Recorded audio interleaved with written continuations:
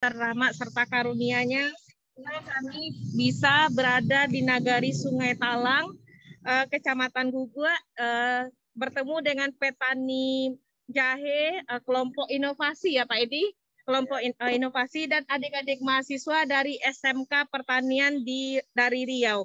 Dan juga bapak-bapak kelompok tani serta nenek mama, alim ulama yang hadir pada siang hari ini dalam rangka sosialisasi dan penanaman jahe yang kita beri rizobakteri, dan selanjutnya adik-adik mahasiswa yang ada di lapangan dan yang ada di Zoom pada siang hari ini ya. Mohon maaf kalau agak telat acaranya karena ada beberapa hal kendala. Mudah-mudahan kalau ada kegiatan lagi pengabdian kita bisa tepat waktu.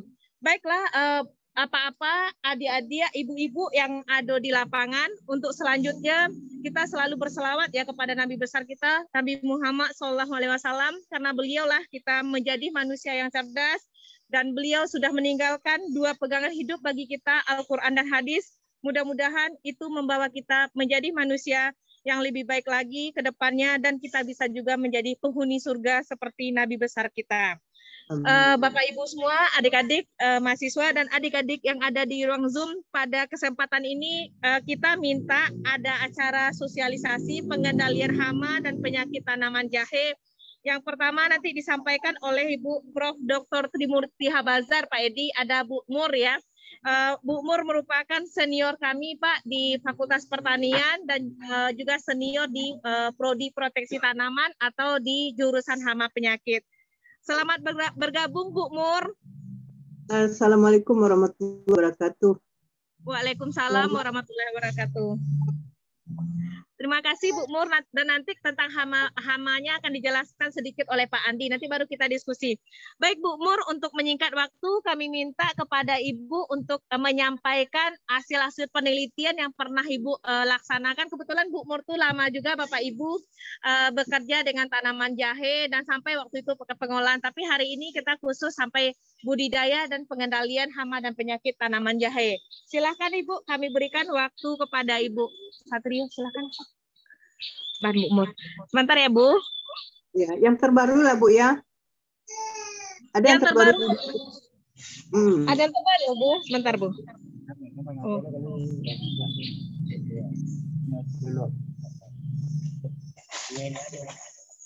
Ada yang terbaru deh sana.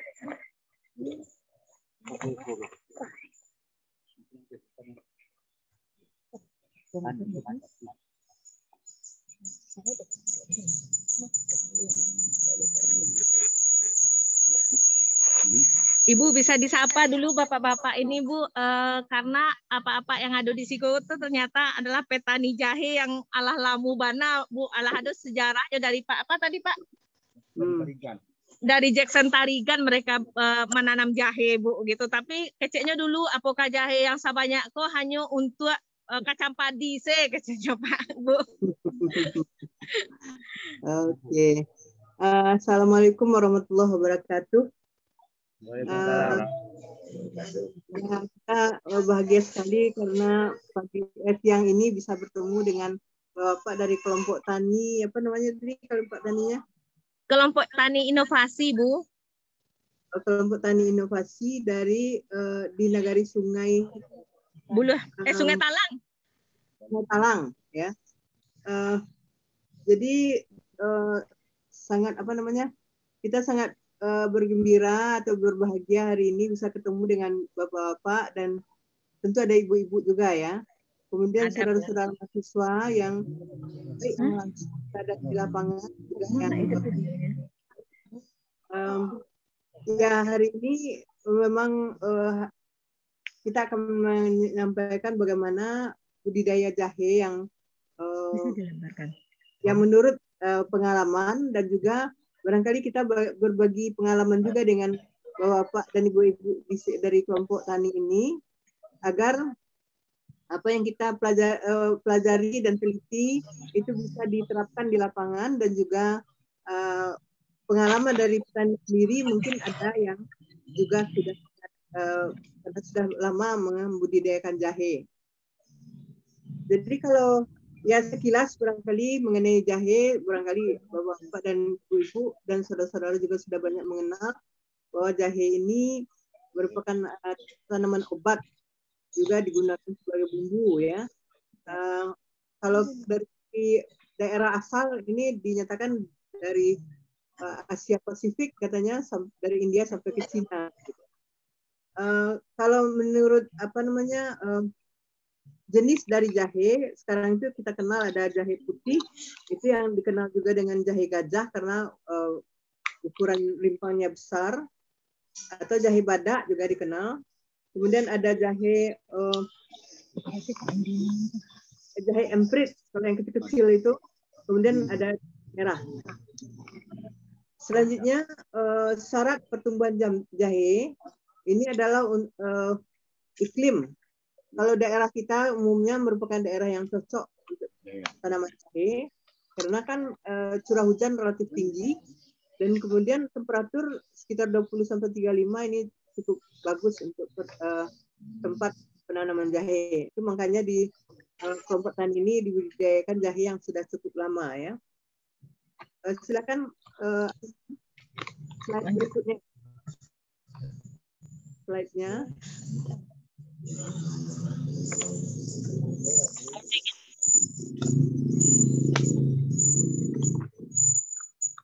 Slide tampil. Oke. Jadi dalam budidaya jahe ini secara sekilas saja, pengantar saja. Berikutnya syarat kebutuhan. Slide berikutnya.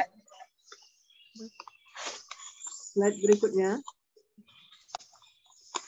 Sebentar Bu, jaringan agak udah Bu. Oke. Berikutnya.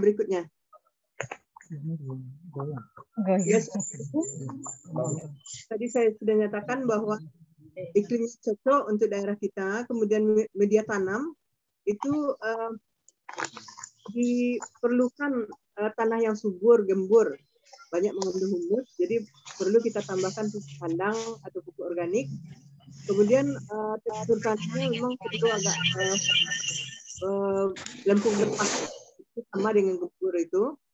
Dan pH yang paling ideal untuk jahe gajah itu sekitar 6,8, jadi masuk yang alkalis ya. Kemudian ketinggian tempat jadi sudah kita nyatakan juga. Kemudian kita bersatu jelas bagaimana ketentuan kesesuaian iklim dan tanah untuk tanaman jahe. Berikutnya yang penting dalam budidaya jahe tentu sumber bahan tanaman atau yang kita kenal dengan bibit atau jadi dalam hal ini perlu kita lihat varietas unggul. Saya tidak tahu di kelompok tani apakah sudah menggunakan varietas unggul. Kalau di sini dinyatakan bahwa varietas Semanggu itu punya kemampuan 37 ton per hektar. Nah, jadi ini tinggi. Kualitas bibit perlu keseragaman genetik, kemudian mutu fisiologis itu berarti kemampuan tumbuhnya yang tinggi, dan mutu fisik itu berkaitan dengan bebas dari hama dan penyakit. Jadi tidak rusak, tidak cacat ya. Rimpang untuk benih sebaiknya mempunyai 2-3 batal skal mata tunas dengan bobot sekitar 25-60 gram. Lupa apa namanya Pak? Mikrofon itu sekitar 2-3 ton. Kalau untuk jahe besar ya. Pembibitan biasanya kalau kita sering menanam jahe itu langsung ke lubang tanam, padahal kan sebaiknya agar bibit yang akan kita gunakan itu lebih seragam, perlu ada juga pembibitan atau dinamakan pendederan barangkali ya. Jadi ini untuk agar bibit yang akan ditanam itu sudah berkecambah lebih dahulu atau sudah muncul tunasnya. Jadi dalam hal ini bibit bisa disemai dengan peti kayu atau di atas bedengan. Kalau peti kayu barangkali lebih praktis untuk mengangkat-angkat. Tapi kalau dari bedengan juga praktis juga kalau untuk langsung nanam di lapangan. Jadi rimpang jahe ini sebelum yang baru dipanen itu dibiarkan sampai kering, bukan kering betul, tapi hanya kering permukaannya. Itu bisa disimpan sekitar 1 sampai setengah bulan. Kemudian rimpang tersebut dipatahkan yang mengandung 3 sampai 5 mata tunas, itu dijamur setengah sampai 1 hari. Nanti sebelum kita menyimpan dalam peti, itu direndam dulu dalam larutan fungisida, atau kalau sekarang ada agens biokontrol yang kita punya, apakah itu trichoderma atau sekarang mungkin rizobacteri yang dipakai, itu akan lebih baik dibandingkan dengan pestisida kimia. Itu dicelup sekitar direndam sampai kalau kami biasa 15 menit, kemudian dikeringkan. Juga kalau masih menginginkan juga bisa dengan zat pengatur tumbuh. Tetapi kalau kita menggunakan trichoderma atau misalnya rizobacteria, itu tidak perlu lagi pakai ZPT karena mikroorganisme ini juga menghasilkan ZPT. Setelah itu baru dimasukkan ke dalam peti. Ini dialas dulu dengan bahan dasarnya di dasar peti diberi dulu bakal bibit selapis, kemudian diberi abu gosok atau sekam padi, kemudian ditambah lagi dengan bibit dan dikasih abu gosok ataupun sekam padi berikutnya. Setelah itu disimpan 2 sampai 4 minggu, biasanya sudah muncul tunasnya. Ini yang baru akan ditanam ke bedengan-bedengan. Ini teknik bagaimana membersihkan rimpang jahe, kemudian juga dicuci dan direndam. Kalau di sini fungisida, tapi kita bisa menggunakan juga suspensi trichoderma ataupun rizobacteri. Kalau pada bedengan, ini biasanya diperlukan 10 kali 8 meter ukuran bedengannya. Ini perlu bibit sekitar 1 ton kalau untuk 1 hektar. Di sini dibikin bedengan dan diberi tumpukan jerami setebal 10 cm. Kemudian rimpang dari yang akan jadi bibit itu kita susun di bedengan, kemudian ditutup dengan jerami atau daun kelapa juga bisa. Bisa sampai 4 lapis rimpang tersebut. Sesekali untuk merawatnya kita siram setiap hari, dan setelah 2 minggu biasanya sudah muncul tunas. Ini yang akan kita gunakan sebagai bibit, dan biasanya setiap potongan itu mengandung 3 sampai 5 mata tunas dengan berat 40 sampai 60 gram.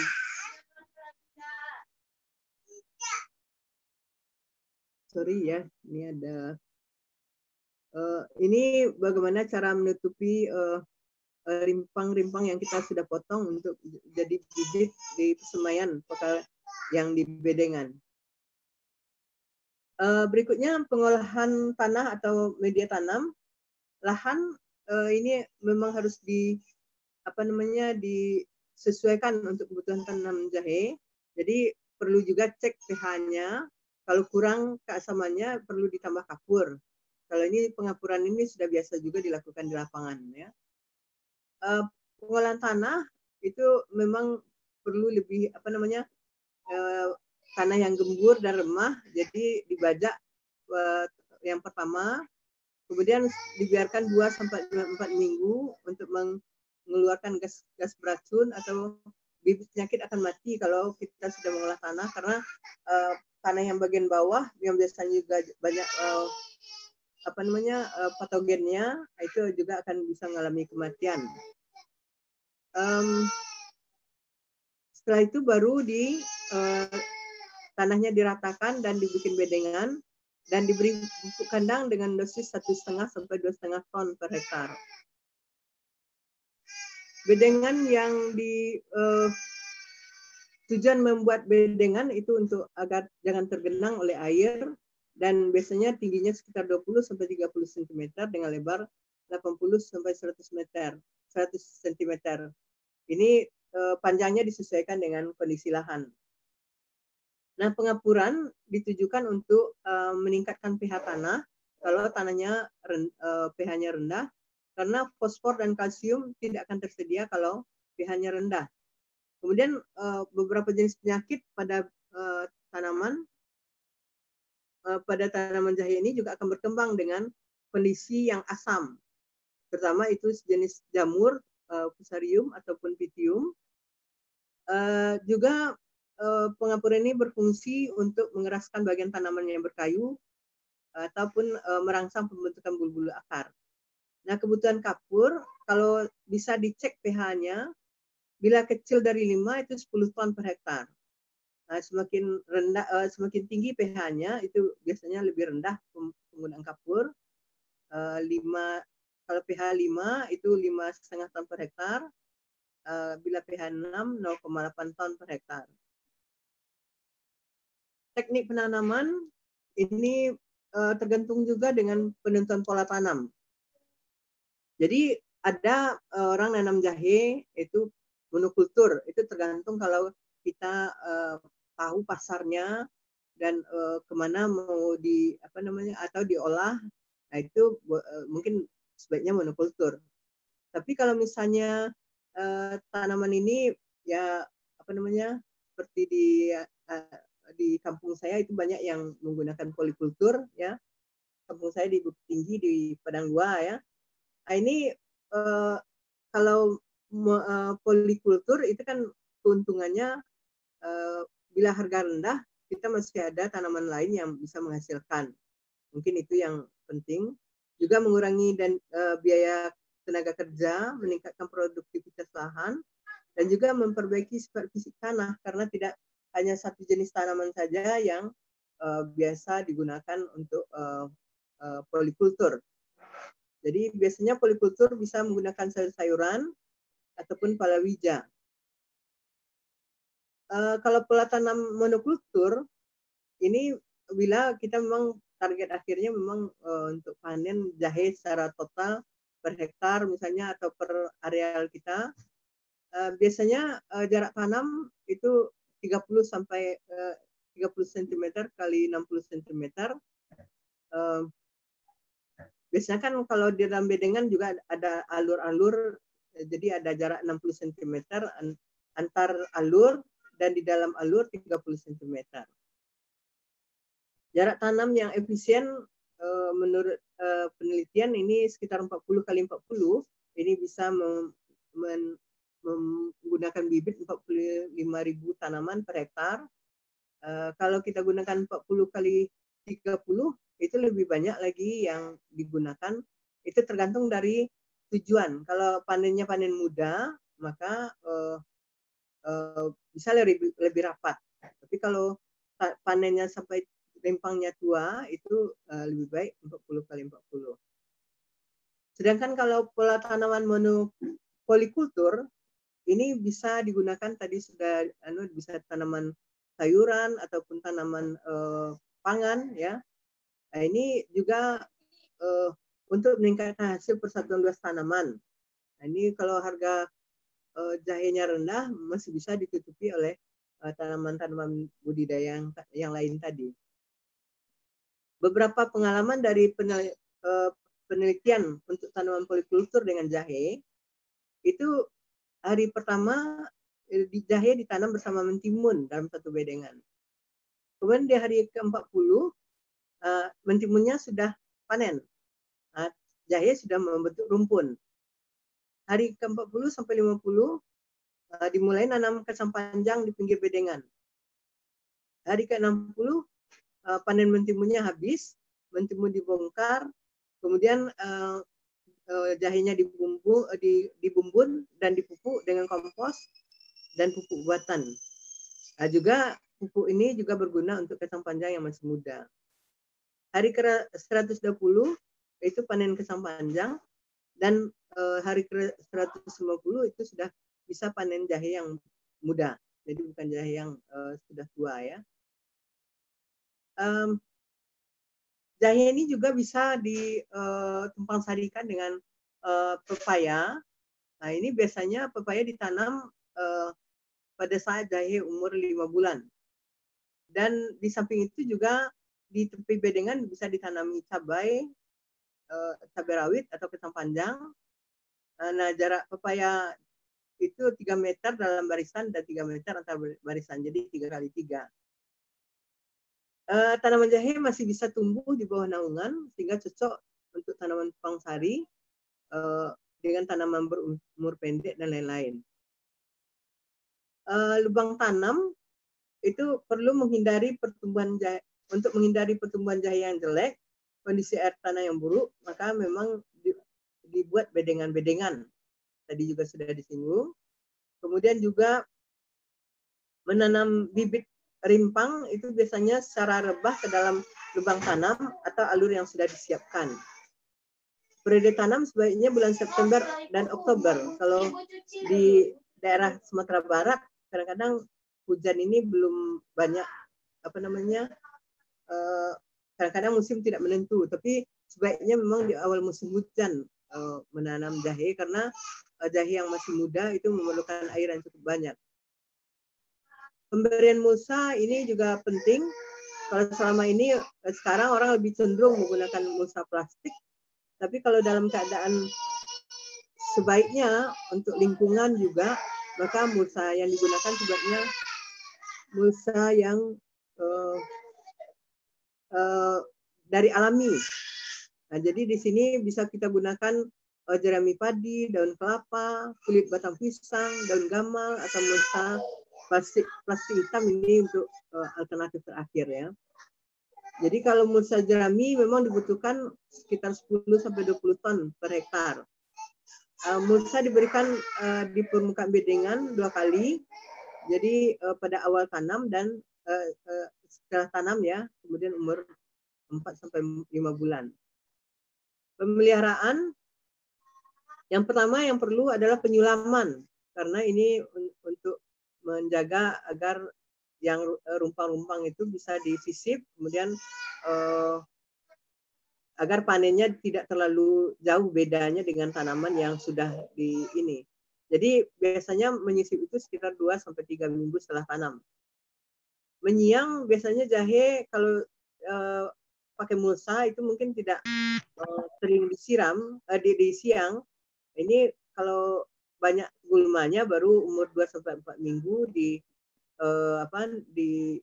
siang, kemudian 3-6 minggu. Jadi itu tergantung dari kondisi tumbuhan pengganggunya. Setelah umur 6-7 bulan tidak perlu disiang lagi karena nanti juga akan mengganggu rimpang, mungkin luka dan segala macam. Pembumbunan, tanaman jahe memang perlu dibumbun karena pembentukan rimpang itu membutuhkan kondisi tanah yang gembur. Untuk tanaman jahe muda ini tanah dicangkul dengan jarak kurang lebih 30 cm. Kemudian pada bulan berikutnya diperdalam agar sistem drainase bisa lebih baik. Jadi pertama kali mengumbun itu bila tanaman jahe sudah membentuk 3-4 batang semu. Umumnya mengumbun 2-3 kali selama musim tanam. Itu tergantung pada kondisi tanah dan hujan. Pemupukan bisa menggunakan, kalau yang organik itu biasanya menggunakan pemupukan organik, bisa menggunakan pupuk buatan dan obat-obatan. Maka pemupukan secara organik menggunakan pupuk kompos organik dan pupuk kandang, ya tergantung dari yang kita sering gunakan. Kalau kompos biasanya digunakan di awal tanam, bisa sebagai pupuk dasar untuk per hektar ini relatif tinggi juga, 60-80 ton per hektar ya. Cukup banyak ya yang harus diberikan karena dengan banyaknya pupuk organik itu akan bisa meningkatkan aktivitas mikroorganisme dalam tanah dan juga bisa menggemburkan tanah. Jadi untuk menghemat pemakaian kompos juga bisa diberikan di tiap lubang tanam, 0,5-1 kilogram per tanaman. kalau misalnya 45.000 tanaman itu lebih kurang ya 40 ton, sekitar itulah 40 atau 20 sampai 40 ton per hektar. Pupuk sisipan itu diberikan 2 sampai 3 bulan, pada umur 2 sampai 3 bulan, 4 sampai 6 bulan, 8 sampai 10 bulan itu biasanya 2 sampai 3 kg per tanaman. Itu adalah pupuk kompos ya. Dan sering biasanya pemberian pupuk ini bersamaan dengan waktu penyiangan dan pembumbunan. Jadi disiang dulu, kemudian diberi pupuk, kemudian dibumbun. Jadi itu sekaligus kegiatannya. Kalau secara konvensional menggunakan pupuk buatan, walaupun dalam hal ini di awal tanam itu digunakan pupuk dasar berupa pupuk organik atau kompos, ini 15 sampai 20 ton per hektar. Setelah itu pada umur 4 bulan ditambahkan urea 20 gram per rumpun, TSP 10 gram per rumpun, ZK 10 gram per rumpun, dan K2O 112 kg per hektar. Pemupukan juga menggunakan nitrogen 60 kg per hektar, P2O5 50 gram per hektar, dan kalium 75 kg per hektar. Jadi pupuk P diberikan semuanya pada awal tanam, N dan K pada awal tanam 1/3 dan sisanya 2/3 dosis diberikan umur 2 bulan dan 4 bulan. Jadi 1/3 2 bulan, 1/3 pula pada umur 4 bulan. Biasanya pupuk diberikan secara merata di sekitar tanaman atau dalam bentuk alur dan di sela-sela tanaman. Ini anjuran penggunaan pupuk untuk jahe putih. Pupuk kandang 2 sampai 4 minggu sebelum tanam, 20 sampai 40 ton per hektar. SP36 300 sampai 400 kg per hektar. KCL 300 sampai 400 kg per hektar. Urea 400 sampai 600 kg per hektar. Ini diberikan 3 kali. Untuk jahe putih ini agak beda dengan jahe putih besar. Ini pupuk kandangnya 20 sampai 30 ton per hektar. Jadi lebih sedikit kebutuhan pupuknya karena rimpangnya kecil dan produksinya juga tidak terlalu tinggi. Kelihatannya untuk jahe merah sama dengan jahe putih. Jahe emprit ya. Pengairan itu kalau musim kemarau tidak perlu tentunya disiram ya. Tapi kalau misalnya ya dia musim kemarau maksudnya perlu disiram. Kalau di musim hujan tentu tetap itu makanya kalau nanam lebih baik di awal musim hujan. Penggunaan pestisida ini memang kalau dalam pengelolaan kita memang menggunakan pestisida ini merupakan alternatif terakhir. Jadi pestisida di sini bisa saja dalam bentuk biopestisida. Kalau biopestisida itu bisa menggunakan trichoderma, menggunakan rhizobakteri gitu kan. Demikian juga dalam penyemprotan itu bisa digunakan juga pupuk organik cair untuk mendorong pertumbuhan tanaman jahe. Nah, kita masuk ke berikutnya. Penyakit utama pada tanaman jahe ini ada 4 jenis ya. Yang pertama penyakit layu bakteri. Ini yang dikenal sebagai yang disebut oleh Ralstonia solanacearum ras 4. Jadi kalau kita lihat gejalanya pada helaian daun biasanya pada bagian pucuk itu terlihat menggulung. Ini karena kekurangan air karena jaringan pembuluhnya tersumbat dan akhirnya nanti tunas batang menjadi busuk dan akhirnya tanaman akan mati dan rebah. Pada tahap awal masih terlihat tegak. Ini di bagian kiri ini kita lihat ada gejala yang spesifik. Kemudian rimpangnya juga akan berubah warnanya gelap dan membusuk. Kalau dipotong nanti akan keluar lendir. Kalau kita taruh ke dalam air nanti akan keluar massa bakterinya di dalam wadah yang bening, apakah di gelas plastik atau yang sehingga nampak massa bakterinya ya. Pengendalian biasanya sebaiknya menggunakan bibit jahe yang bebas dari penyakit. Kemudian pengendalian dengan pengolahan tanah yang baik. Ya, sebagian juga bisa menggunakan fungisida. Saya tidak tahu dengan detail ini apakah ada efek kepada bakterinya. Kemudian bafistin ini juga bisa digunakan. Yang kita gunakan selama ini dalam penelitian kami itu menggunakan Rhizobakteri. Itu lebih banyak efeknya karena malah bisa menghambat 100%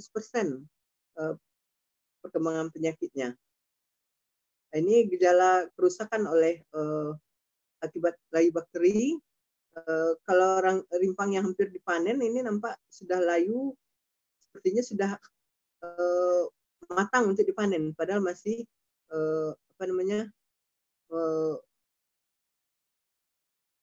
gejala kerusakannya nampak pada rimpang di samping batang yang bagian atas. Pada tanaman muda juga nampak gejala yang layu, dan kadang-kadang gejala itu malah di bagian tulang daunnya masih bagus, tetapi di bagian pinggir itu menguning gitu. Dan ini kalau kita lihat gejala penyakit yang layu bakteri yang ditemukan di lapangan. Berikutnya penyakit busuk rimpang oleh Fusarium oxysporum.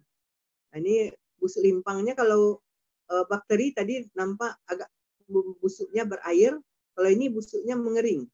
Ini yang sehat, dan yang sakit adalah bagian yang ujung yang kecoklatan. Penyakit ini berkembang pada suhu udara 20-25 derajat. Kalau di daerah dataran tinggi umumnya temperatur demikian yang cocok untuk perkembangan penyakit. Kalau daun bagian bawah ini akan kuning lalu layu dan akhirnya tanaman mati. Pengendalian hampir sama juga dengan yang tadi.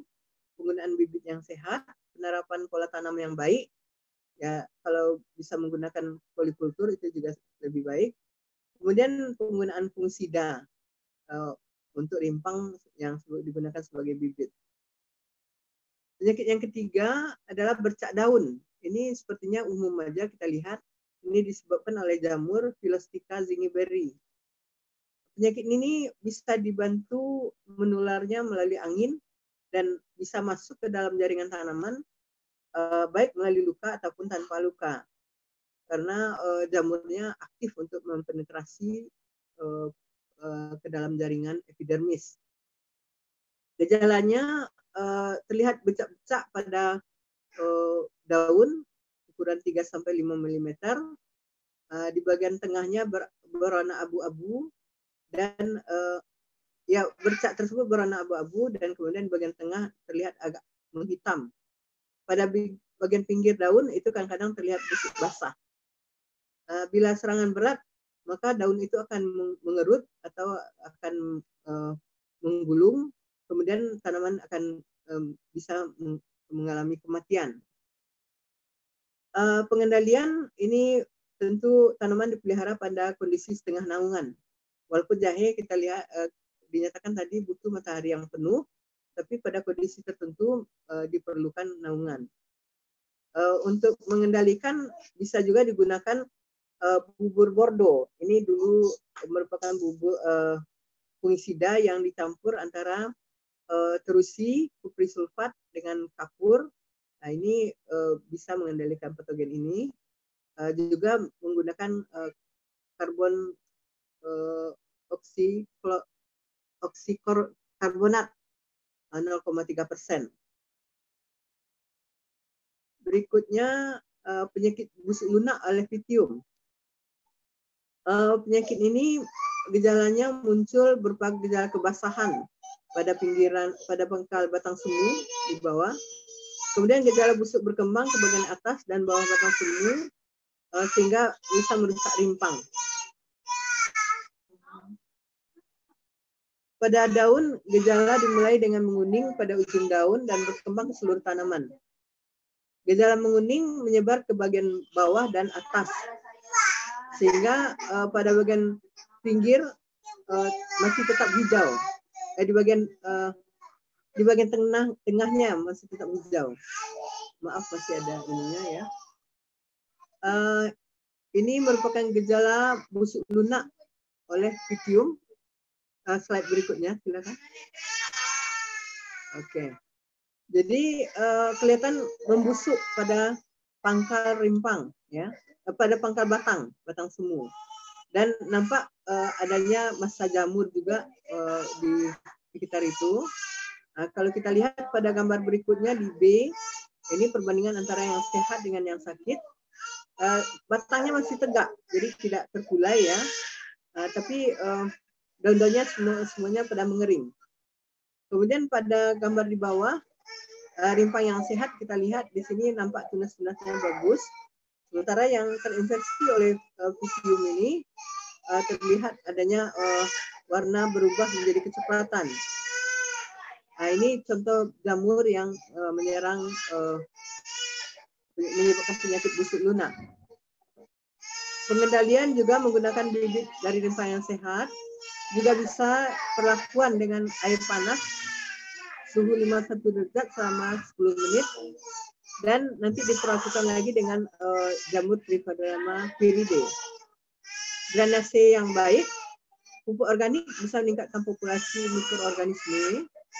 Kemudian juga bisa menggunakan biofumigasi dengan limbah tanaman kubis seperti kol bunga, kol, brokoli, sawi, dan lain-lain. Bisa juga kita gunakan Trichoderma viridie 2,5 kg per hektar pada saat tanam. Atau mencabut tanaman yang terinfeksi kemudian disiram dengan larutan COC 0,3%. Demikian juga bisa menggunakan bubur Bordeaux 1% dan COC 0,3% agar lebih efektif. Saya kira mungkin itu saja yang bisa saya sampaikan. Nanti kita bisa diskusi lebih lanjut. Saya serahkan sama moderator. Terima kasih. Assalamualaikum warahmatullahi wabarakatuh.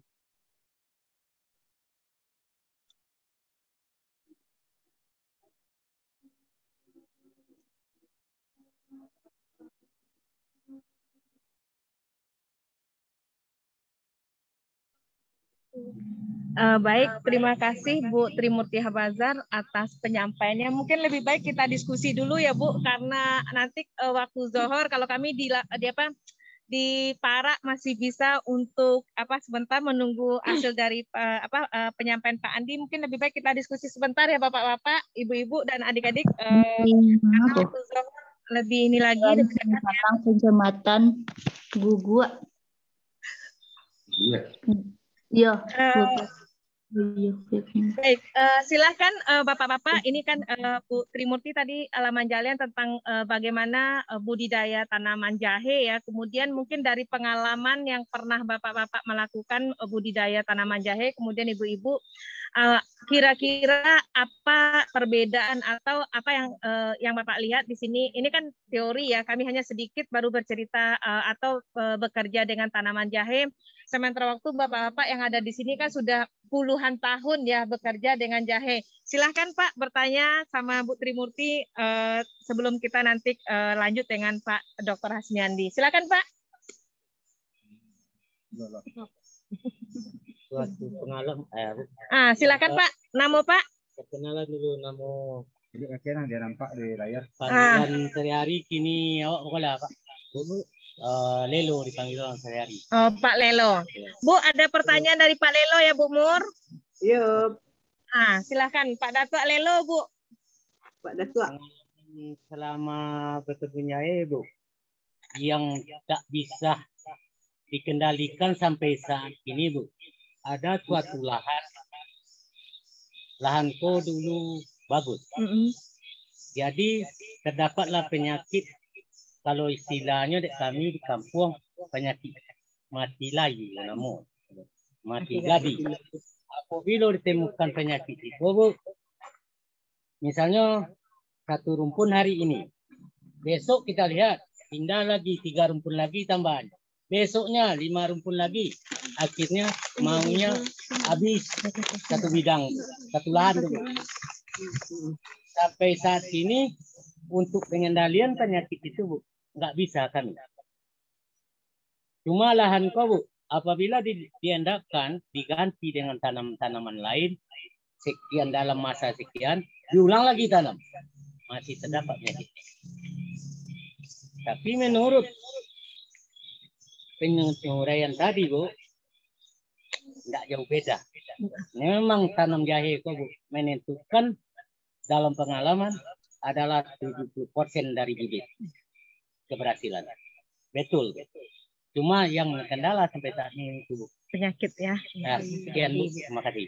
Terima kasih Pak Lelo atas pertanyaannya. Jadi Bu Mur, dari pengalaman Pak Lelo tadi yang Ibu sampaikan ada 70% ya keberhasilan adalah tingkat dari bibit. Jadi yang jadi masalah Bu, mati gadis bukan hanya tanaman cengkeh ya Bu Mur, tapi ternyata mati gadis bisa lo pada tanaman jahe. Jadi kira-kira Bu, kan waktu itu lumayan lama Bu Mur bekerja dengan jahe. Saya ingat 3 tahun panjang ya Bu dengan ini ya. Waktu itu memang kita konsen dengan penyakit layu bakteri waktu dia Bu, yang kalau masyarakat mengatakan itu adalah penyakit mati gadih ya. Kalau pada apa kan mati bujang, ini mati gadih. Kira-kira Bu, apa solusi kata Pak Lelo tadi, Pak Dato' Lelo sudah dicoba diberakan tapi kondisinya masih seperti itu. Silahkan Bu. Oke. Terima kasih Pak Dato'. Masalah penyakit layu bakteri itu disebabkan oleh penyakit layu bakteri namanya, dan disebabkan oleh Ralstonia solanacearum. Kalau untuk jahe itu rasanya rasampe namanya. Jadi mati gadih kok tidak di jahe saja. Kami nanam kantang di Padang Dua itu pun mati gadih jo. Umbinya ketek-ketek barulah kanailo kan.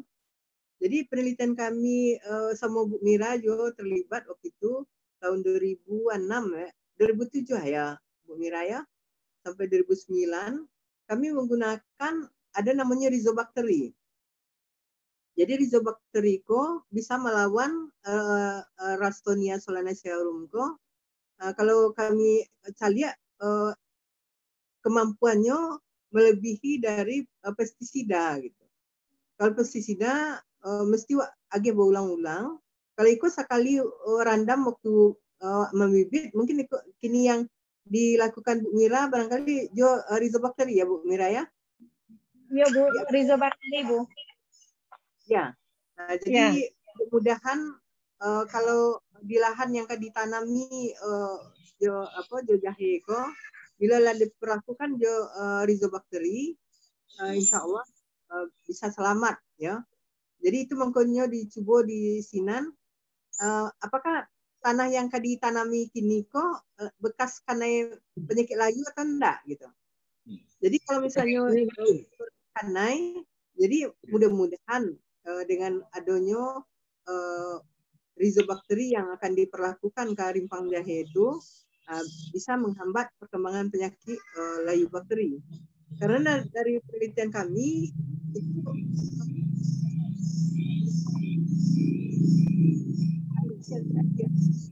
bakteri itu pertumbuhan tanaman lebih rancak. Jadi tidak hanya menghambat perkembangan penyakit, tapi juga meningkatkan pertumbuhan dan hasil tanaman. Sebab kalau yang tidak diagiah kami timbang, berapa kok 50 gram bibit rimpang tuh baliknya segitu nya. Tapi setelah diagiah Rhizobakteri itu bisa sampai setengah kilo per rumpun. Peroleh dulu ya Bu Mira ya. Iya Bu. Jadi mudah-mudahan kalau misalnya tadi apa lacubo sudah ditanam karena penyakit itu, sudah diteliti jadi tanam jadi tanaman lain. Kalau seandainya tanaman lain itu misalnya dari kelompok kantang, tomat, itu masih bisa aja diserang oleh penyakit layu bakteri itu. Walaupun rasanya berbeda, dan bakteri itu bisa aja hidup di siangan, gulma-gulma yang siang itu bisa aja sementara hidup di sinan. Jadi heran kalau laki bakteri sekali nanam yang lain, tanam balia itu akan muncul juga. Jadi kami telah mengembangkan Rhizobakteri yang berasal dari jahe sendiri. Kemudian kalau balia kan tanaman jahe itu kan lebih rancak apa namanya lebih efektifnya untuk mengendalikan penyakit Kong. Yang Sambo sampaikan dulu itu dari pengalaman yang telah kebetulan ya memang kajian kami sekitar 3 tahun dulu di daerah Solo, di daerah Pariaman untuk menanam jahe. Terima kasih. Pada Tua kasih. Hilang lagi. Silakan, Bu.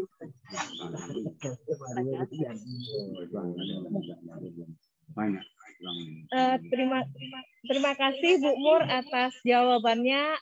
Jadi Pak Datuk, memang yang pernah kami Kerajaan Jawa Bu Trimurti waktu itu atau Bu Mur menanam tanaman jahe itu di Kabupaten Solo, kamu di Pariaman. Di Pariaman tuh di daerah Cicincin. Waktu itu banyak obat tanam jahe di situ, tanam sukade. Memang lokasinya itu adalah lokasi yang ngalah takane bakteri yang Pak Kesian tadi. Tadi kan Pak taunya mati gadih ya, mati gadih. Itu tuh adalah bakteri, sejenis bakteri. Kebetulan memang kalau penelitian bakteri Rhapsodia yang disabi-sabi Bu Mur itu memang bidang ambo dari S2 sampai S3 memang itu penelitiannya Pak concern dengan bakteri itu. Kemudian memang lawak cibuan marandamnya wak kan ada kontrol kalau apa kan apa menanam biasa kok yang dilakukan dek orang penelitian gitu. Jadi itu bisa mengendalikan bakteri penyebab mati gadih tadi gitu ya. Kemudian pada daerah yang alun kanai kadang-kadang mungkin alun kanai nampak dewa tapi di rimpang tuh sebenarnya kadang-kadang kan lah ado kan tak perhatian dewa Pak. Tadi ya Pak Kecian 70% memang rimpang menentukan keberhasilan bertanam jahe tadi. Cuma kadang-kadang awak kan dek sayang masyarakat tuh ndak apa saya Pak awak saya seorang de ibu mah buang ketek kan gitu harusnya ndak bisa dibuang ketek kan harus dibuang mana. Jadi mudah-mudahan Pak awak kan ada beberapa menanam hari itu mungkin di siku tanam 20 kilo ya Pak Edi. Dah hari itu 20 kilo bisa tasarah ditapek sia dia ngendake kami caliak lah Pak wak bisa bersama-sama mencaliak. Kalau mungkin daerah itu bekas adanya penyakit sabalunyo, mudah-mudahan dengan menggunakan rizobakteri yang ada kok mudah-mudahan bisa mengurangi. Bisa Pak caliak bisa kalau sudah misalnya nampak ada keberhasilan, apa bisa minta kami akan memberikan satu kamari, tapi kalau misalnya harus dikirim jo Pak, payah jo beko kan, tapi kalau ada kamari silahkan gunakan. Jadi kami siap, nanti kerajaan nak ikut saya Pak akan ada membek kompos ke bisa Pak. Jadi kalau kan banyak sisa-sisa limbah ke Pak, daun-daun kakao kayak gitu kan lama proses pemupuk untuk jadi kompos, tapi bisa membek kompos kan jawi banyak di siku, ci ayam banyak di siku ya, terutama ci ayam. Bisa itu yang akan nak buat. Mungkin itu tambah dari apa. Makasih ya Pak Datuk Lelo. Bu Mur, terima kasih ya Bu Mur. Waktu zohor lah semakin dake. Ibu di situ kami bisa lanjut dengan Pak Andi ya Bu. Oke, lanjut. Terima kasih. Banyak Bu Mur. Waalaikumsalam warahmatullahi wabarakatuh. Selanjutnya kita minta Pak Andi dulu ya Pak tentang hama pada tanaman jahe itu bidangnya Pak Andi itu Pak. Kalau hama-hama kok Pak Andi kok cukup kok jual Pak. Pokoknya jual yang tabang-tabang lah. Itu bidang Pak Andi. Silakan Pak Andi.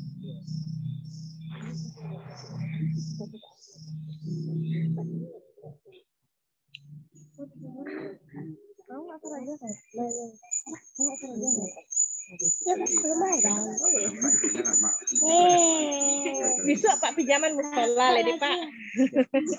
Kalau tahu tadi cuman apa di musola bawah gitu kan rancak Bu. Iya. Bisa di musola yang kanan Bu. Kuliah. Bisa Pak ada juga kayak gitu Pak Zoom. Beko ada yang dari Padang gitu. Langsung lagi tuh koprak jahit. Jadi Pak setelah barale udah selesai ya, kan barale lo kan. Pengalaman awak Bu. Awak kuliah kita sejak tahun 87 pengalaman jahe. Pernah penelitian dengan Bapak Kepala Balitro Padang. Pernah penelitian Jawa tuh Pak. Di lahan itulah kininan kondisi itu. Ya model itu ya. Boleh bisa kalau aku kan. Pernah menghasilkan jahe itu Bu. Hanya 100 kilo tampang menghasilkan 2 ton. Yalah kan memang apanya tuh Pak kan jahe itu rimpangnya kan banyak kan tapi dek kondisi kayak gini nggak sampai lah ya Pak. Ya. Jadi mudah-mudahan dengan ada Cibo kan Pak, bisa mudah-mudahan bisa balik lihat. Recovery lah lahan yang tadi kan, selain harus magia pupuk organik ya Pak. Punya lagi banyak. Silakan Pak Andi. Kodape ingin Bu. Jadi. Ingin ada percobaan di lahan itu Bu. Jadi, nama ada Pak kan lah ada itu permintaan Bu. Mulia.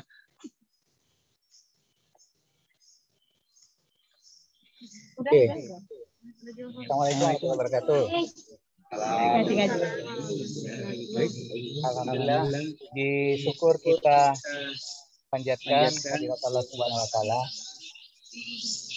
Tanpa campur tangan Allah tidak mungkin kita bertemu di sini Bapak Ibu ya. Kita mungkin berniat, tapi terkadang niat itu tidak sampai Pak ya.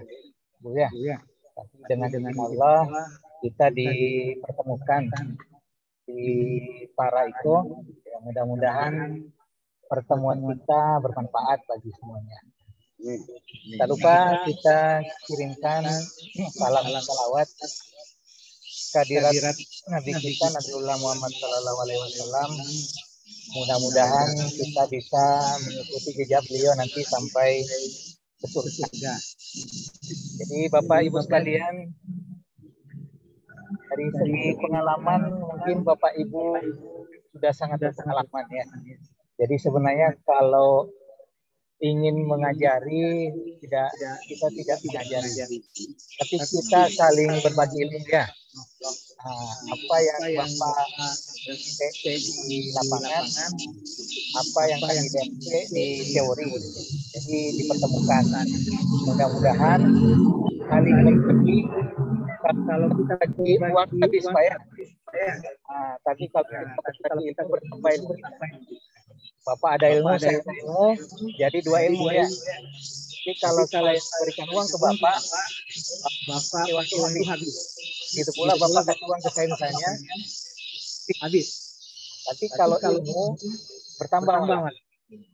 Bapak dapat itu dari saya, Bapak sudah ada ilmunya sendiri, bertambahlah ilmunya.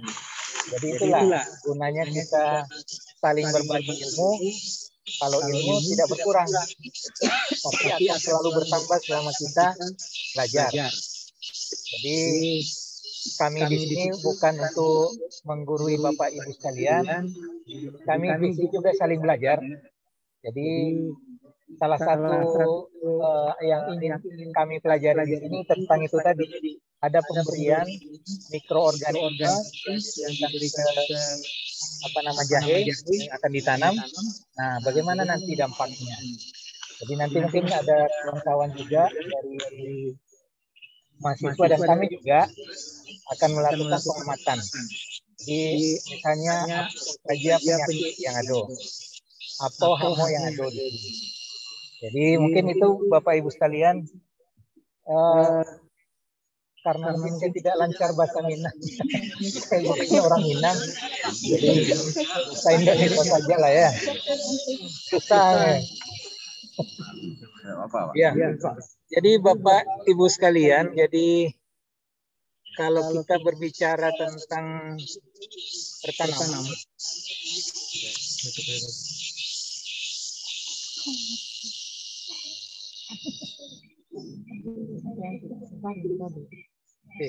jadi tanaman ya. Dan merubah.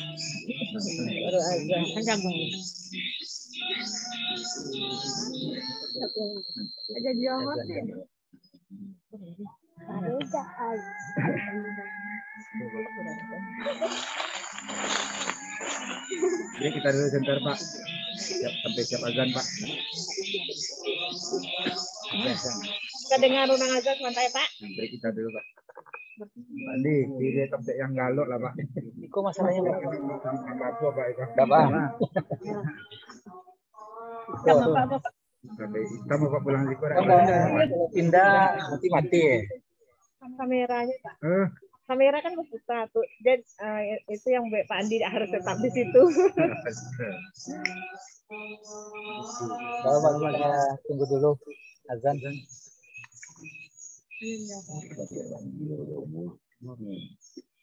Pak Lim, itu pengalaman tentang jahe namanya guys. Iko tanya jawab dulu ya.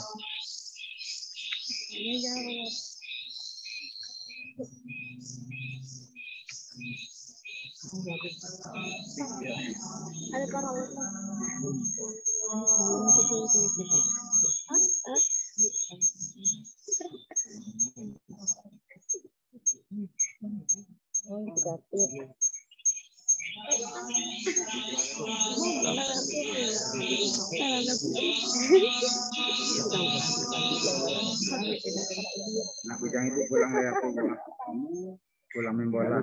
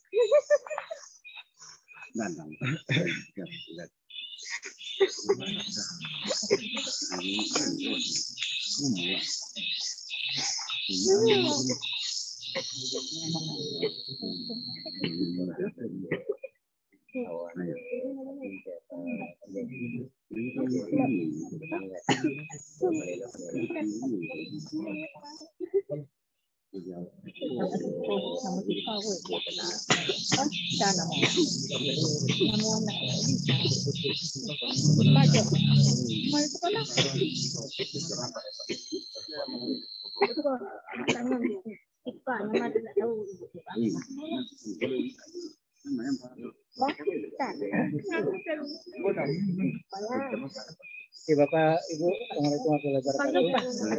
Kita mungkin lanjut sedikit, Pak ya, karena waktu kita yang sangat terbatas ya. Jadi untuk tanaman ya, jadi sama dengan manusia. Kalau manusia kan tidak ada manusia yang baik semuanya, Pak ya. Jadi ada manusia yang jahat, ada yang baik. Nah, begitu pula di tanaman. Tanaman ada yang musuhnya, ada kawannya. Ya. Jadi musuhnya ini yang dari kelompok penyakit, atau hamo. Kalau penyakit, kita tidak bisa lihat seperti virus ya, corona. Tidak bisa kita lihat virusnya. Tapi kita bisa lihat orang yang kena virus misalnya. Begitu pula penyakit, kayak itu kan ada, kelihatan tuh. Tapi penyakitnya kita tidak bisa lihat langsung. Tapi beda dengan hama. Jadi kalau hama itu terkadang kita bisa lihat langsung karena ukurannya yang agak besar. Misalnya manci. Manci itu kita bisa lihat. Apa lagi? Belalang. Belalang itu kemakan daun. Jadi itu bedanya hama sama penyakit. Jadi ada yang kita bisa lihat langsung, ada yang tidak bisa kita lihat. Yang tidak bisa lihat itu kita kelompokkan dia sebagai hama.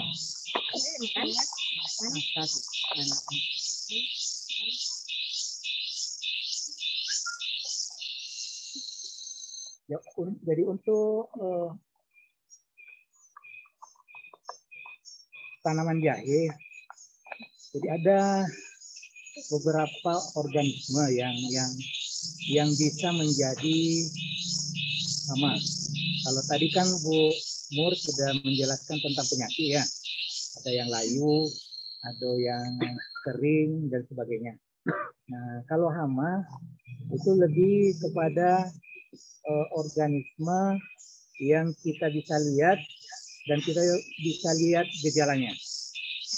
Jadi saya tidak tahu di sini karena belum mengamati ya. Jadi kita itu salah satu nanti tujuan kita di sini itu untuk mengamati ada tidak hama, ada tidak penyakit yang kita bisa dapatkan setelah ada pemberian Rhizobacteria. Jadi itu salah satu tujuan kita supaya nanti kalau misalnya Rhizobacteria ini bisa bermanfaat, nah itu yang akan kita perlakukan nanti pada tanaman-tanaman nanti yang selanjutnya. Jadi bukan sekedar habis penanaman selesai, tidak. Jadi kita inginkan supaya ketika ada masalah di tanaman jahe, nah kita bisa melakukan apa yang kita bisa lakukan. Jadi seperti itu. Jadi kalau di tanaman jahe yang saya belum lihat di sini apakah itu ada atau tidak. Tapi ini saya lihat dari sumber-sumber yang ada, yang penelitian orang, ya.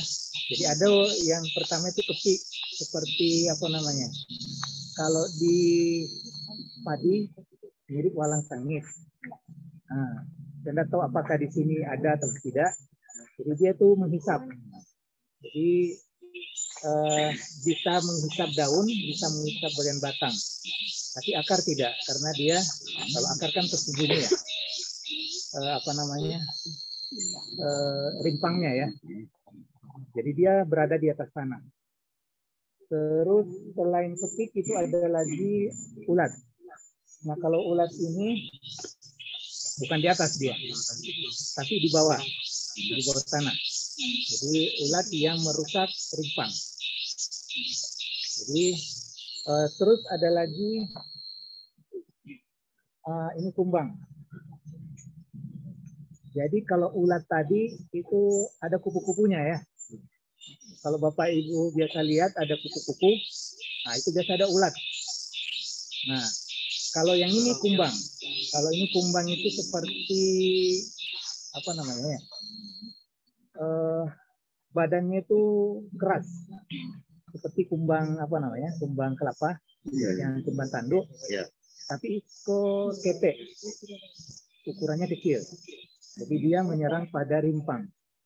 Saya tidak tahu apakah di sini ada atau tidak. Nanti mungkin kita selama pertanaman nanti kita berusaha untuk mengamati ya. Jadi nanti kita apa saja nanti perlakuan yang kita bisa berikan. Kalau kumbang pada rimpang ini bukan cuma di lapangan, tapi dia juga bisa terbawa sampai ke penyimpanan. Jadi di penyimpanan nanti itu bisa dia berkembang. Jadi kalau kita tidak hati-hati, misalnya kita simpan, dia bertelur di situ, terus rimpang ini kita tanam lagi, nah itu nanti bisa juga mengakibatkan kerusakan di lapangan. Jadi ini juga kita harus hati-hati ya. Terus yang berikutnya itu adalah dari kelompok lalat. Nah ini juga menyerang pada rimpang. Jadi ini memang pada jahe rimpang ini menjadi sasaran tembak ya. Jadi banyak hama yang menyerang pada rimpang. Tapi dia biasanya mulai dari daun. Jadi dari daun turun ke bawah sampai ke rimpang. Kalau lalat ini ada juga yang mengatakan bahwa dia berkaitan dengan yang tadi ada bakteri. Jadi katanya dia bisa menyebarkan bakteri. Jadi ketika dia menyerang pada rimpang atau tanaman yang mengandung bakteri, dia pindah, nah itu bisa menularkan. Jadi ini juga kita harus hati-hati. Terus ada dari kelompok cacing. Nah, nematoda namanya kalau di kampus ya. Kalau cacing biasa kan kelihatan ya, kadang ya. cacing biasa untuk mancing, ya itu gadang. Tapi untuk nematoda ini cacingnya ketek, tidak bisa kita lihat secara langsung ya. Jadi biasanya kita pakai mikroskop baru bisa kita lihat. Tapi gejalanya ini khas, biasanya dia membuat bengkak pada rimpang, jadi bengkak-bengkak. Jadi seperti itu. Terus ada lagi kutu ya, kutu daun. Nah, mungkin nggak tahu juga apakah ada di sini atau tidak. Jadi kutu daun itu juga bisa mengakibatkan kerusakan yang cukup karena rimpang kan terbentuk dari daun ya, yang menghasilkan makanan yang disimpan nanti di rimpang. Jadi kalau daunnya saja sudah rusak, nanti rimpangnya itu hasilnya tidak akan maksimal.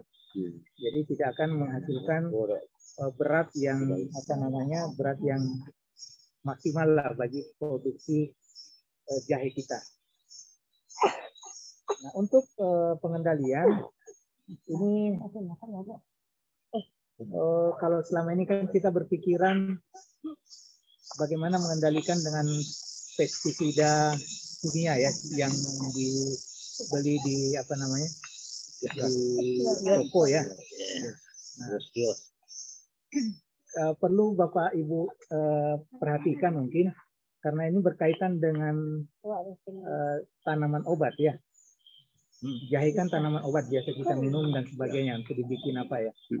Jadi kalau kita memperlakukan dengan senyawa-senyawa kimia pabrik itu biasanya nanti akan terserap di tanaman. Jadi bisa jadi nanti kandungan-kandungan senyawa kimia yang ada kita berikan pada tanaman itu nanti terikut pada bahan tanaman kita. Akibatnya apa? Kandungan senyawa yang ada di dalam tanaman itu yang seharusnya sehat bagi kita malah menjadi penyakit. Jadi makanya kita usahakan kalau memang masih bisa kita menggunakan tanaman-tanaman yang bisa berfungsi juga sebagai pestisida, itu alangkah baiknya. Tapi kalau memang kita ingin menggunakan karena sudah terlalu berat ya, kita memang diperbolehkan. Tapi kita lihat lagi apakah memang ini perlu dilakukan atau tidak. Jadi sebenarnya untuk pengendalian hama dan penyakit itu mulai dari awal, Bapak Ibu sekalian. Jadi bukan pada saat munculnya hama atau penyakit, tapi mulai dari awal. Bagaimana kita mengolah tanah misalnya. Pengolahan tanah itu sebenarnya untuk mematikan itu tadi pemakan yang berada di rimpang. Ketika kita misalnya membalik tanah ya. Jadi serangga-serangga yang ada di bawah akan menjadi di atas, kena cahaya matahari dia akan mati.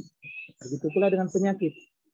Jadi kalau kondisinya seperti itu, dia panas dan sebagainya, dia tidak suka, dia bisa mati.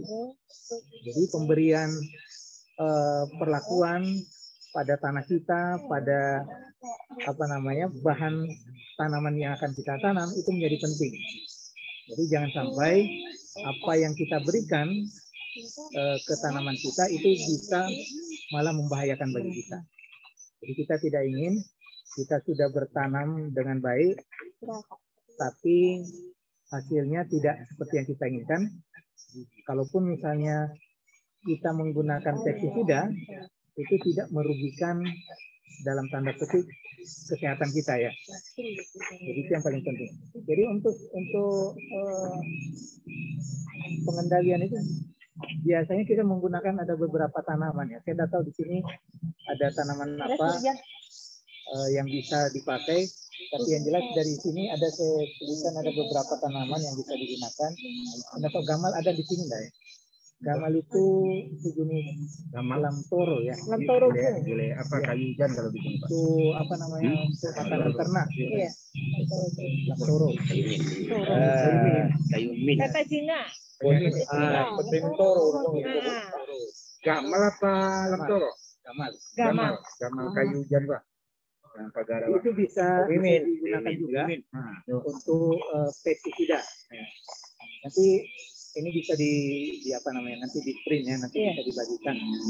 Ya, Pas sambil kami nanti kesini kita lagi.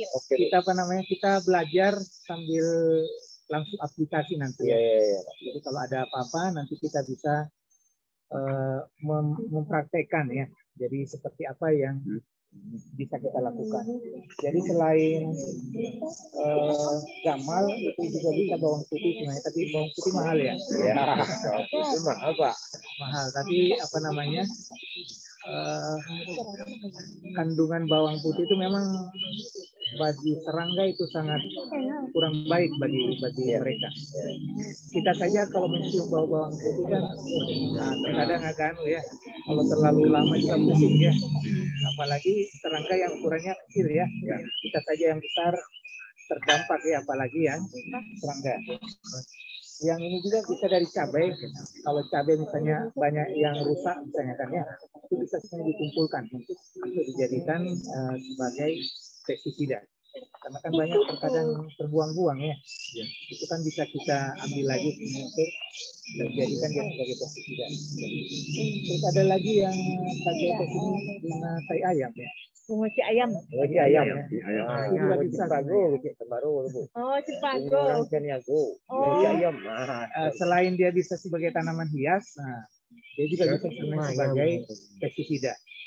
Jadi sebenarnya banyak di lingkungan kita itu bisa dipakai, tapi terkadang kita apa namanya, karena mau cepat ya. Nah, kalau cepat kan langsung ke toko Bali Oge katanya ya, langsung aplikasi. Kalau ini kan perlu diolah lagi ya, ditumbuk, direndam, disaring, baru dipakai ya. Kalau itu kan langsung dituang, nah, diaduk langsung dipakai. Tapi yang paling perlu kita perhatikan ya, kita memberikan racun, nah nanti kita kena juga. Dan bukan cuma kita ya, orang yang memakai hasil produk kita, itu yang paling penting. Kalau kita memberikan sesuatu yang buruk ke orang, nanti kembalinya ke diri kita sendiri. Jadi jangan sampai kita mencelakai orang ya. Karena dengan seperti itu, artinya nanti kita bisa dituntut di akhirat kan. Nah, dulu yang bikin saya sakit itu. Nah, kasih racun dan sebagainya, akhirnya saya sakit seperti itu. Kalau di dunia mungkin enggak tahu ya, tapi kalau di akhirat masih tahu orang. Kalau untuk gulma ini bisa dari kirinya. Kirinya itu kayak gini Pak. Bukan itu Pak Gesek. Bukan. Ini ageratum. Ada yang kirinya itu kayak yang putih-putih. Oh, kayak bunga matahari, Pak. Ada kayak bunga matahari juga. Kerinyu. Titonia mirip dengan titonia. Makan rumput kami yang Pak. Kami panjang bisa dagangan panjang Pak. Tinggi. Bisa kan? Itu juga bisa. Bunganya putih ya. Bunganya putih. Aku Bu, kalau di cara bahasa Balubui kayu syala. Kayu syala. Jadi bunga pahit. ini sama aja bunga pahit tuh yang kecil kan yang kuning kan, itu kan bunga pahit matahari ya. Kamu jadi apa namanya, banyak sebenarnya yang apa namanya, tanaman-tanaman lokal ya.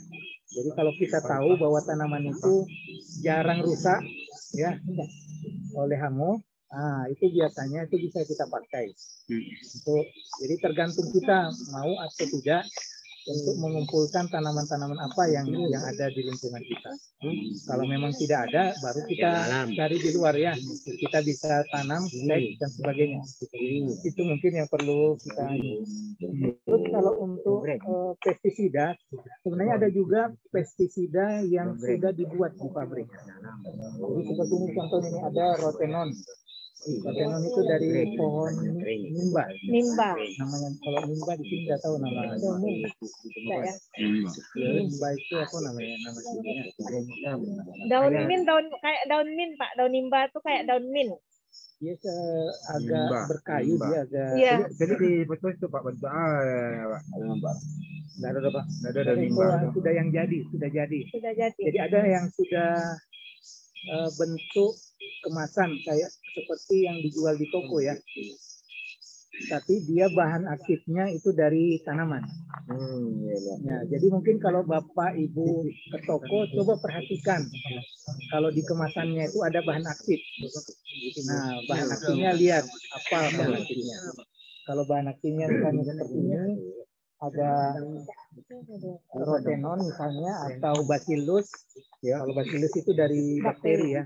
Ya, nah, itu biasanya dari makhluk hidup ya.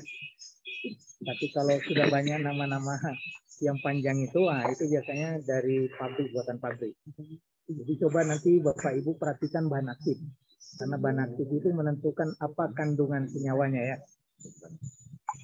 Jadi ini ada disel ini bakteri juga, ada CDC dan sebagainya. Jadi mungkin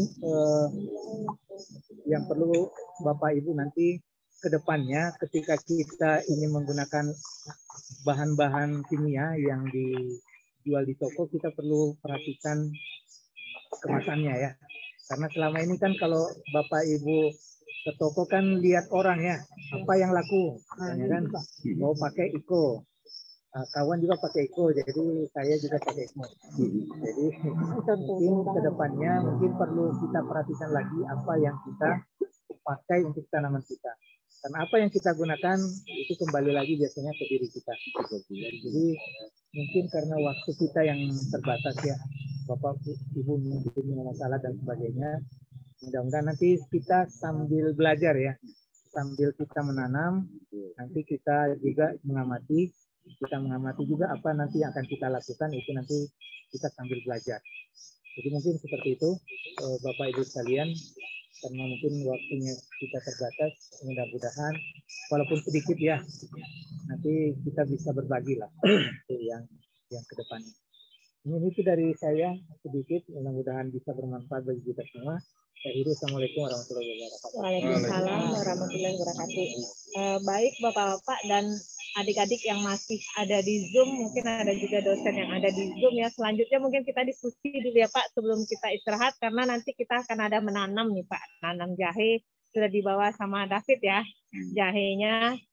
Jadi mungkin silakan Pak, mungkin Pak, kalau tadi itu dengan Bu Mur ada bertemu atau ada kelihatan jahe yang terserang oleh penyakit bakteri atau mati gadih tadi ya. Kalau di jahe yang selama ini Bapak tanam, ada nggak Pak kira-kira yang sudah dikasih sama Pak Andi itu ketemu nggak Pak kok hama atau kutu tadi Pak kira-kira? Silakan Kira, Pak. Bu, ada semua Bu. Ada semua Bu, tapi belum menurunkan produksi Bu. Cuma sekedar. Cuma sayang, seribu sayang, petani sekarang dulu dididik monjo istilah orang situ. Monjo itu apa Bu? Main insektisida dan pestisida aja. Jadi keseimbangan alam tidak ada. Itu penyebabnya Bu.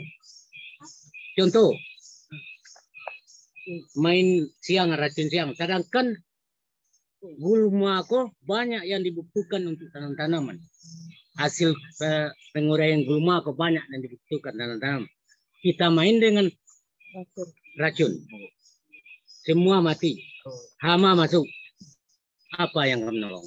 Itu pengalaman yang pernah saya dapat di lapangan Bu. Jadi hama sekarang tuh kalau ulat ada pernah tuh terjadi.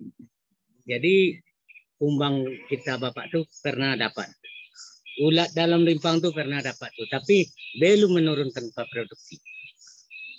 Kalau Pak Azam, kalau ada pengalaman. Mana ada tambahan katanya Bu? Pak, silakan. Terima kasih Pak Datuk. Ya. Wassalamualaikum warahmatullahi wabarakatuh. Waalaikumsalam warahmatullahi Sebenarnya wabarakatuh. pengalaman nambut. Namo dulu. Namo Pak. Namo perlu Bu. Perlu lah. Wih, masuk dulu aja lagi. Kan cetek panamu gada magala kan. Ayo Bu, panjang apa Bu? Alim, tapi panggilan sehari Alim. Alim. Oleh alim ke Pak. Ya, tapi rezeki kakak aku Cilelo. Oh. Itu cik ibu itu cik mahnya lari ke belakang tuh. Oh itu. 3 serangkai. 3 serangkai. Sampai lah cik anak aja. Oh David anak kok. Tapi juga anak kok. Oh. Betul Bu. Pengalaman nambut, mungkin hampir sama, cuman ada lagi. Mana? Mati gadi itu. Bu, awak pernah mengalami Bu? Mati gadi itu Bu. Pagi kena di ujung, siang tengah-tengah, sore di ujung, pangkal tengah ujung. Begitu cepat penularan, Bu. Ciri-cirinya, Bu. Kalau mode yang sehat kan rancak, Bu, Melayu. Nah, itu sampai saat ini, Bu, tak dapat awak. Aku beda. Tuh. Yang kedua, Bu, alhamdulillah, Bu, petani yang ada di Nagari Sungai Tolang umumnya jorong balukui lain dulu memakai bahan aktif kimia. Alhamdulillah, tapi ada sebagian, tapi pada umum belum ada. Di sini tampak tadi yang namanya daun kuning itu. Nah, itu boleh dalam jahe saya ada sekarang. Nah, jadi penanganannya saya belum dapat. Secara apa, Bu? Secara lemu itu cara menangka itu. Itu yang beda. Itu lelu Bu. Ada yang penyakit cekok belum menunjukkan itu. Setuju. Artinya tambahan, Bu. Sekian. Assalamualaikum warahmatullahi wabarakatuh. Waalaikumsalam warahmatullahi wabarakatuh. Mungkin di Ambo Jawa dulu nanti aku dilanjut ya sama Pak Andi. Jadi Bapak-bapak dan Ibu-ibu, jadi tanaman jahe itu sebenarnya awak kan biasanya menanam tuh Pak setelah dibuat mata tunas kan biasa harus ada mata tunas kan. Setelah ada mata tunas tuh kan Pak nak mencari ada di pareso nak kira-kira lambo nak lunak nak kan nak dua cari nak Pak. Biasanya hanya dibiarkan begitu saja kan pokoknya muncul mata tunas kalau nak busuk mana pokoknya ditanam kan biasa seperti itu. Biasanya Pak kalau sarancaknya sebelum ditanam tuh Pak betul-betul lah manyigi disilau bana dulu batu nak ditakan lah kiri kanannya kemudian bantu mata tunas yang muncul di kemudian dirimpang tuh setelah itu Pak biasanya kan langsung apa tanam kini awak agia ube Pak ada alternatif sama lu nak menanam tuh Pak warandamnya dulu. Ada semacam mikroorganisme yang tadi disabut-sabut Bu Mor tadi ada rhizobakteri atau Pak Andi ada nyabut bacillus tadi wak randam pakai itu dulu beko Pak. Tujuan nak kayak gitu supaya awak magih ketahanan pada tanaman awak. Anak apa dulu apa imunisasi nak Pak. Nak ada anak-anak kok nak apa imunisasi dan nak Pak. Baru saya panca itu sudah tuh lah DG imunisasi kan kayak gitunya kan. Kalau enggak imunisasi dari dokter pasti susu induknya yang paling rancak kan gitunya. Itulah aja tanaman jahe Wak kok Pak. Jadi jahe kok setelah muncul mata tunasnya, makanya setelah itu awak randam pakai beberapa macam mikroorganisme ada kayak Pak Andi tadi bacillus. Itu yang akan kami agen sama Pak. Kami bisa Pak akan majan lo enggak cuma Pak bisa mampagunuan tapi cara memperbanyaknya. Kalau biangnya enggak bisa diagen Pak, tapi cara Pak memperbanyak kami aja biang kapak cara memperbanyak itu bisa kami agian kapak. Nah, jadi itu Pak itu kira-kira untuk Pak melakukan dari awal. Setelah itu Pak tadi kan ada setelah tanam kan sudah tua tanam. Setelah ditanam tuh Pak kan para lujo kan muncul mata tunas Pak Tuti tadi panuti yang pala rancak kan nak musa plastik kan Pak. Ada jerami padi ya pala rancak itu memang dari jerami biasanya digunakan orang tujuannya apa? Jerami itu mudah lapuk ya jerami itu mudah lapuk mereka kan sebenarnya tidak perlu dibuangan jerami itu bisa untuk jadi pupuk kemudian juga mengurangi gulma yang capek tumbuh kan kalau Tuti kan gulma sebenarnya gulma itu memang ada unsurnya tapi ada juga ruginya kenapa kalau terlalu banyak gulma itu Pak tidak akan berkembang si jahe dan apa kan berkompetisinya mencari makan lo di situ kan. Setelah itu Wak macam lihat pada saat mampu buang Pak atau saat Wak melakukan pemberian pupuk para lujo Wak lihat Pak kalau tumbuh. Kalau kadang-kadang kalau apa tuh kan ada yang busuk harusnya kan Wak buang rimpang. Biasanya dibuang nggak Pak rimpang yang sudah tumbuh itu kan enggak dong. Biasanya kan lah sudah apa biasa meninggalkan lah tanam kan rimpang yang dipakai awal yang mata tunas itu kan itu tidak berkembang lah Pak. Harusnya itu tuh Wak buang pada tanaman kentang itu dibuangnya Pak. Harusnya di jahe itu pun bisa Wak lapehan. Kalau enggak akan ada juga mikroorganisme lain makanya perlu dicek. Bu, tambahan saya Bu. Kalau pengalaman awak sejak mulai perak jahe dari tahun 87 sampai saat ini, Bu. Kalau menurut keterangan itu tadi, penelitian tampang kau, Bu, awak di waktu memotong tampang dia, Bu. Tempat aja melingkar hitam Nggak dipakai, sudah disortir lagi, Bu. Kalau soal itu berbincangkan, insya Allah, Bu, kalau dakwah pakai le. Syukur Pak kalau ada model itu. Cuma nandape di pengalaman di lapangan, baru di lapangan juga, Bu. Kalau menurut teori waktu ambil penelitian, kalau tidak salah, Bu, 20% menentukan cuaca. Iya, faktor lingkungan. Faktor lingkungan. Jadi petani umumnya mengendalikan cuaca aku tidak bisa, Bu. Kalau menurut penelitian perkembangan jahe, kau pengalaman, Bu? Iya. Kau bagi pengalaman kau leh. Jahe membutuhkan faktor kelembapan tuh umur 0 sampai 4 bulan. Tuh membutuhkan faktor kelembapan terus. Situ membutuhkannya, Bu. Jadi kendala adik petani selama, Bu, itulah. Curah hujan kurang. Kadang-kadang disangkutkan dengan teknologi baru. Kan bisa. Iya, bisa. Bisa, memang bisa. Tapi kadang-kadang modal saya. Terus terang, Bu. Iya. Sebab dalam Al-Quran, tani kau sampai jauh Al-Quran, Bu. Cuma soalnya kamu tidak tahu. Cuma artinya tahu. Kata Tuhan, kami turunkan hujan untuk menghidupkan tanah-tanah yang mati dan menghijaukan tumbuh-tumbuhan di muka bumi. Kan itu kata Tuhan. Jadi waktu penyiraman, dikatakan hujan. Beda hujan dengan air. Itu masuk tuh ke rumus pola, Bu. Beda hujan dengan air. Kalau air rumusnya adalah HO2.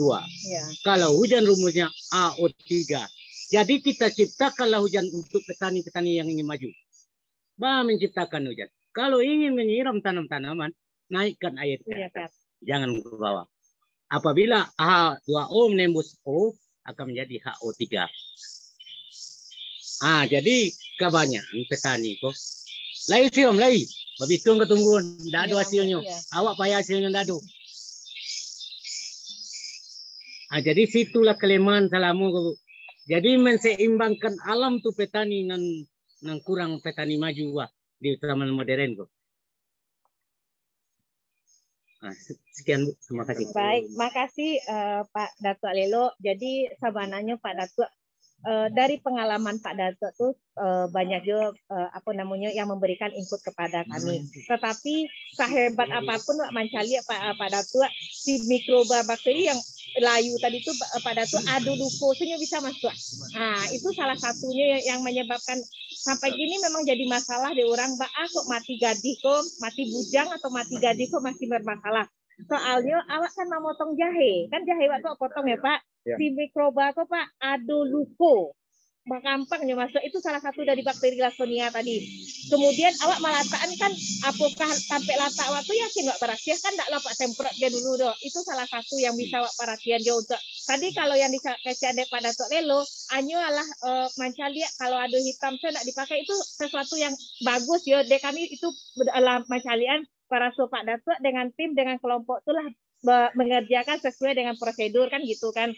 Kemudian Pak, kalau masalah hayo hujan Pak, memang mungkin awak belum terbiasa seperti orang ya Pak, masling ya kan. Biasanya dalam kebiasaan hidup itu menyiram model kok, kan gitu.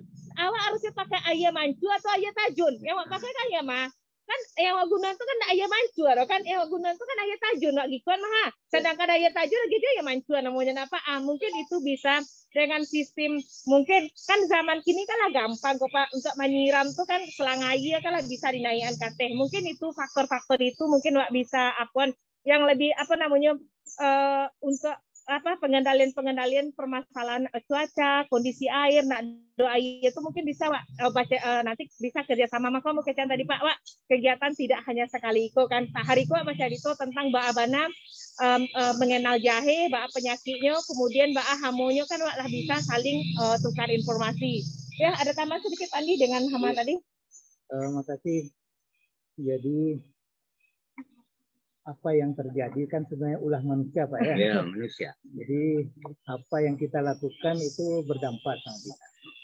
Jadi kalau kita memperlakukan tanaman kita dengan baik, insya Allah kita dapat hasil yang baik.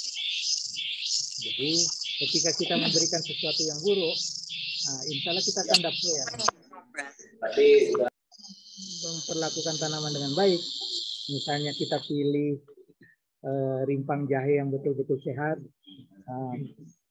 varietas yang unggul lagi kan, jelas kita mengharapkan kan sesuatu yang baik nantinya kan. Tapi kalau sudah jelek dari awal kita tanam, maka kita tidak bisa mengharapkan lebih dari itu. Jadi makanya saya bilang dari awal, kita harus mulai dari mau menanam, itu menjadi penting. Misalnya bagaimana tadi memotong saja, memotong sedikit saja luka, itu bakteri sudah bisa masuk ke situ. Yo, kalau pengalaman Bapak, yo steril saudara. Iya. Karena Ambo sendiri, untuk pisau pemotongnya yo, kalau di Ambo kalau dipakai untuk lain tidak boleh pakai. Iya. Harus baru. Iya. Itu pengalaman. Makanya, Kamu lebih mudah dari, misalnya pisau dipakai gini ya, lebih mudah bakteri juga. iya. Jadi apa namanya, gampang berpindah Pak. Berpindah. Makanya di samping itu kita berusaha ini, ada upaya lain dari kita. Dengan cara seperti apa? Kita memberikan suatu perlakuan. Jadi kita harapkan dengan ada perlakuan yang diberikan, yang penyakit yang tadinya mau ada berkembang di situ, itu bisa dikurangi. Karena tidak mungkin juga hilang ya. Yang di bumi ini tidak akan mungkin hilang. Kayak corona tidak akan mungkin hilang. Dia akan ada terus, tapi bagaimana kita bisa tahan ya. Nah begitu juga dengan penyakit sama. Jadi kalau kita memberikan sesuatu, kita harapkan sesuatu itu bisa menjadi pelindung. Sama kalau kita tidak pakai baju kan dingin kita Pak ya. Tapi kalau kita memakai baju, insya Allah kita bisa tahan terhadap cuaca dingin. Jadi seperti itu. Jadi saya sangat gembira sekali di sini petaninya maju ya. Interaktif. Jadi, amin. Apa namanya, sesuatu yang seharusnya misalnya kita tidak lakukan, tidak dilakukan di sini. Jadi penggunaan racun misalnya itu memang sangat berbahaya kalau kita pikir ya. Iya, racun itu betul, kan namanya racun ya. Kalau obat beda, kalau obat itu kan biasanya untuk mengobati ya. Iya, Pak. Tapi kalau racun itu sesuatu yang berbahaya yang kita berikan. Racun rumput. Nah, kalau racun ini bukan cuma rumput yang mati sebenarnya. Kita juga kena tangan misalnya, kita makan jadi penyakit. Ya, kalau pengalaman pernah saya dapat racun runtuhku membahayakan, bisa kita buktikan. Kalau saya bisa membukti Pak, kalau kita sering mempergunakan rundap, mikro nanado untuk mengemburkan tanah itu mati semua. Boleh kita tes. Bagaimana cara tesnya? Saya tunjukkan. Kita ambil satu lempeng tanah. Iya, bakar. Sudah tuh satu lempeng lagi. Kita biarkan tumbuh gulma. Sudah tuh